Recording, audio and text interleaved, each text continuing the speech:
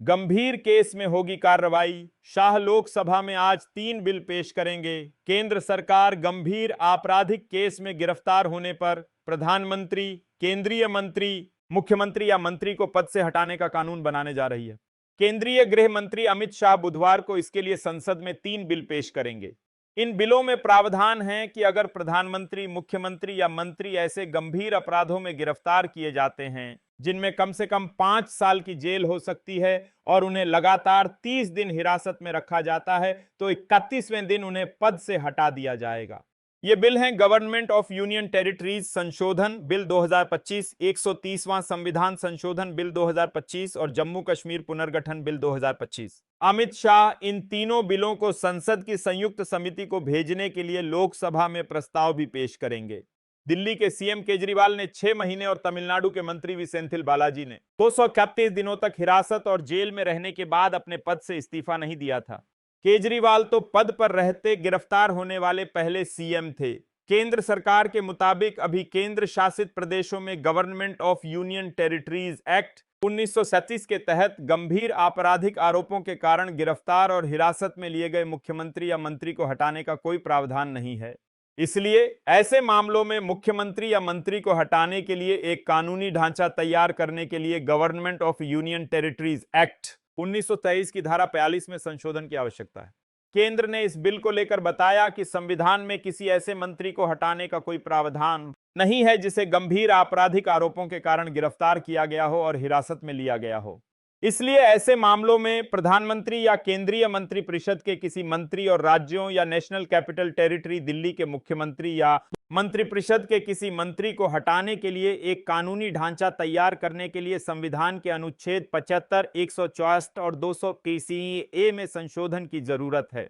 जम्मू और कश्मीर पुनर्गठन अधिनियम 2019 के तहत गंभीर आपराधिक आरोपों के कारण गिरफ्तार और हिरासत में लिए गए मुख्यमंत्री या मंत्री को हटाने का कोई प्रावधान नहीं है। जम्मू और कश्मीर पुनर्गठन अधिनियम 2019 की धारा 54 में संशोधन के बाद गंभीर आपराधिक केस में गिरफ्तार और हिरासत में लिए गए मुख्यमंत्री या मंत्री को 30 दिन में हटाने का प्रावधान होगा। केंद्र सरकार लोकसभा में आज ऑनलाइन गेमिंग पर बैन लगाने वाला बिल भी पेश कर सकती है। कैबिनेट ने मंगलवार को ऑनलाइन गेमिंग बिल को मंजूरी दी है। इसमें ऑनलाइन मनी गेमिंग, विज्ञापन, खेल के लिए उकसाने वाले को सजा, जुर्माना या दोनों हो सकता है। 3 साल तक कैद या 1 करोड़ रुपए तक का जुर्माना या दोनों हो सकते हैं। केंद्र सरकार का मानना है कि ये तीनों बिल लोकतंत्र और सुशासन की साख मजबूत करेंगे। अब तक संविधान के तहत केवल दोषी ठहराए गए जनप्रतिनिधियों को ही पद से हटाया जा सकता था। मौजूदा कानूनों में संवैधानिक पद पर बैठे नेताओं को हटाने को लेकर स्पष्ट व्यवस्था नहीं है। इसको लेकर कानूनी और सियासी विवाद होते रहे हैं। दिल्ली के तत्कालीन सीएम अरविंद केजरीवाल शराब नीति केस में ईडी की गिरफ्तारी के बाद भी पद पर थे। जमानत के बाद उन्होंने इस्तीफा दिया था। इधर तमिलनाडु के मंत्री सेंथिल बालाजी भी 241 दिन जेल में रहते हुए मंत्री रहे थे। बालाजी को मेट्रोपॉलिटन ट्रांसपोर्ट कॉर्पोरेशन एमटीसी में नौकरी के बदले नकद घोटाले के आरोपों में प्रवर्तन निदेशालय ईडी ने जून 2023 में मनी लॉन्ड्रिंग केस में गिरफ्तार किया था। इसके बाद भी वह 13 फरवरी 2044 तक पद पर बने रहे थे। गिरफ्तारी से पहले वे बिजली, आबकारी और मद्य निषेध विभाग संभाल रहे थे। गिरफ्तारी के बाद मुख्यमंत्री के स्टालिन ने उन्हें बिना विभाग वाला मंत्री बनाए रखा और उनके विभाग अन्य सहयोगियों को सौंप दिए। शाह आज जो 3 बिल पेश करेंगे उनमें आपराधिक आरोपों के प्रकार को लेकर कोई जानकारी नहीं दी गई है, लेकिन अपराध के लिए कम से कम 5 साल की जेल की सजा होनी चाहिए। इसमें हत्या और यहां तक कि बड़े पैमाने पर भ्रष्टाचार जैसे गंभीर अपराध भी शामिल होंगे। चलिए देखते हैं अगली बड़ी खबर। सीपी राधाकृष्णन ने उपराष्ट्रपति पद के लिए किया नामांकन। पीएम मोदी बने प्रस्तावक। उपराष्ट्रपति पद के लिए एनडीए उम्मीदवार सीपी राधाकृष्णन ने अपना नामांकन दाखिल कर दिया है। इस दौरान उनके साथ पीएम मोदी, रक्षा मंत्री राजनाथ, गृह मंत्री अमित शाह, भाजपा अध्यक्ष जेपी नड्डा, केंद्रीय मंत्री नितिन गडकरी, केंद्रीय मंत्री किरेन रिजिजू, केंद्रीय मंत्री जीतन राम मांझी के साथ साथ भाजपा और एनडीए के तमाम नेता भी मौजूद रहे। जानकारी के मुताबिक पीएम मोदी ने रिटर्निंग ऑफिसर को नामांकन पत्रों के 4 सेट सौंपे हैं। नामांकन पत्रों के इन 4 सेटों में पीएम मोदी, रक्षा मंत्री राजनाथ सिंह, गृह मंत्री अमित शाह और जदयू नेता राजीव रंजन सिंह मुख्य प्रस्तावक हैं। तमिलनाडु में जन्मे सीपी राधाकृष्णन गाउंडर कोंगू वेल्लालर यानी ओबीसी समुदाय से आते हैं। वे तमिलनाडु से उपराष्ट्रपति बनने वाले वे तीसरे नेता होंगे। वे 1998 में पहली बार सांसद चुने गए और 2023 में बने झारखंड के राज्यपाल बने। 66 वर्षीय सीपी राधाकृष्णन वर्तमान में महाराष्ट्र के राज्यपाल हैं। झारखंड की जिम्मेदारी संभालते हुए राधाकृष्णन ने तेलंगाना का राज्यपाल और पुडुचेरी का उपराज्यपाल का अतिरिक्त प्रभार भी संभाला था। सीपी राधाकृष्णन ने बिजनेस एडमिनिस्ट्रेशन में स्नातक की पढ़ाई की है। वहीं इससे पहले सीपी राधाकृष्णन ने केंद्रीय मंत्री प्रहलाद जोशी, किरेन रिजिजू, अर्जुन राम मेघवाल, धर्मेंद्र प्रधान, राममोहन नायडू किंजरापू, एल मुरुगन और भाजपा नेता विनोद तावड़े की मौजूदगी में संसद परिसर में उपराष्ट्रपति चुनाव के लिए नामांकन दाखिल करने से पहले महात्मा गांधी को पुष्पांजलि अर्पित की। बता दें कि भाजपा अध्यक्ष जेपी नड्डा ने एनडीए संसदीय दल की बैठक के बाद सीपी राधाकृष्णन के नाम की घोषणा उपराष्ट्रपति पद के लिए की थी। जगदीप धनखड़ के अचानक उपराष्ट्रपति पद से इस्तीफा देने के बाद से यह पद खाली हुआ है। 21 जुलाई को संसद के मानसून सत्र के पहले दिन स्वास्थ्य कारणों का हवाला देते हुए जगदीप धनखड़ ने इस्तीफा दिया था। विपक्ष की तरफ से उपराष्ट्रपति के उम्मीदवार जस्टिस बी सुदर्शन रेड्डी कल अपना नामांकन दाखिल करेंगे। बता दें कि उपराष्ट्रपति पद के लिए नामांकन की आखिरी तारीख भी कल यानी 21 अगस्त ही है।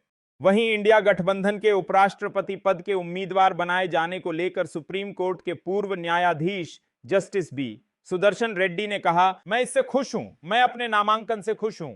अगर यह अप्रिय होता तो मैं यह यात्रा क्यों करता और आगे क्यों बढ़ता। मैं इससे खुश हूं। उपराष्ट्रपति पद के लिए चुनाव 9 सितंबर को होना है और उसी दिन मतगणना भी होगी। नामांकन दाखिल करने की अंतिम तिथि 21 अगस्त है, जबकि उम्मीदवार 25 अगस्त तक अपना नामांकन वापस ले सकते हैं। बता दें कि उपराष्ट्रपति चुनाव में राज्यसभा के 223 निर्वाचित सांसद, राज्यसभा में मनोनीत 12 सांसद और लोकसभा के 543 सांसद वोट डाल सकते हैं। इस तरह के कुल 788 लोग वोट डाल सकते हैं। चलिए देखते हैं अगली बड़ी खबर। भारत अमेरिका व्यापार युद्ध के बीच रूस का इंडिया को दमदार ऑफर, सुनते ही जल भुन जाएंगे ट्रंप। भारत और अमेरिका के बीच टैरिफ को लेकर बढ़ते तनाव के बीच रूस ने भारत को बड़ा ऑफर दिया है। रूस ने कहा है कि अगर टैरिफ की वजह से भारतीय सामानों के लिए अमेरिकी बाजार के दरवाजे बंद होते हैं तो रशियन मार्केट इंडियन प्रोडक्ट्स को अपनाने के लिए हमेशा तैयार है।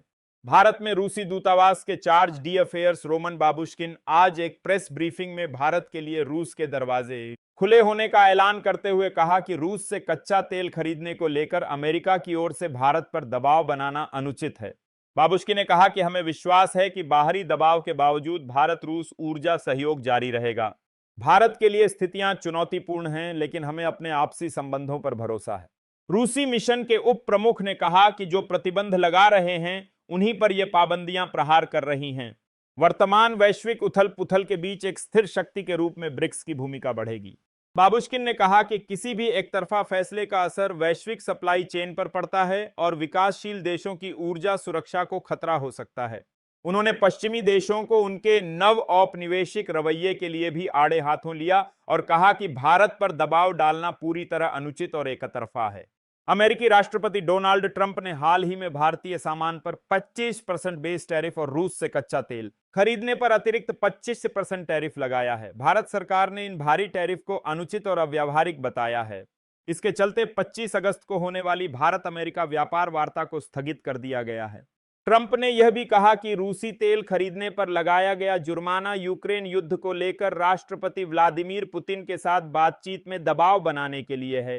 ट्रंप ने 15 अगस्त को अलास्का में पुतिन से मुलाकात की थी ताकि यूक्रेन और रूस के बीच युद्ध को खत्म करने के प्रयास आगे